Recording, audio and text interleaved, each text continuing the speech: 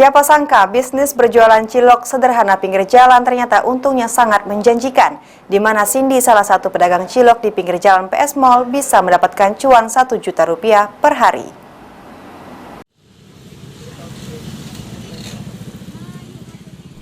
Siapa sangka hanya berjualan cilok di pinggir jalan, wanita asal Kecamatan Pelaju, Kota Palembang bernama Cindy dapat meraih untung besar.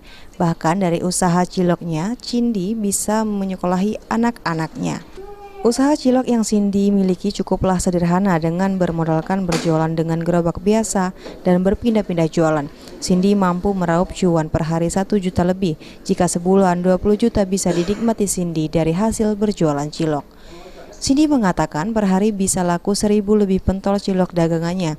Untuk pentol cilok kecil dibanderol Rp1.000, namun untuk pentol cilok yang sedang Rp2.000.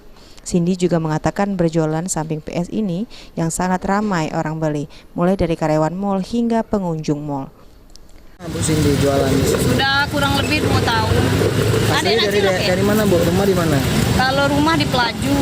Jadi tiap hari dari jam berapa sampai jam berapa Jam jualan? 9 sampai jam 10. Kalau yang beli Bu, rata-rata siapa Bu yang beli? Iya, ada juga pengunjung, ada juga karyawan. Banyak lah yang lewat. Lebih ke anak-anak, orang tua? Orang tua. Sehari bisa ngabis ke berapa Bu? Cilok. Kalau sehari alhamdulillah lebih kurang. Kalau lagi rame itu 1.000 pentolin. 1.000 pentol. Jadi duitnya 1 juta lebih Bu ya? Iya, Berarti sangat menjanjikan jualan cilok ini Bu ya? iya, alhamdulillah. Ini Bu, cara buatnya sendiri gimana Bu? Mudah nggak Bu? Oh, kalau buatnya mudah. Berapa, Dek? Oh, ini asli dari Bandung ciloknya Bu ya? Oh, bukan, ini dari Bandung. Ini sudah cak mana ya? Cilok Palembang ya? Iya, ini kan.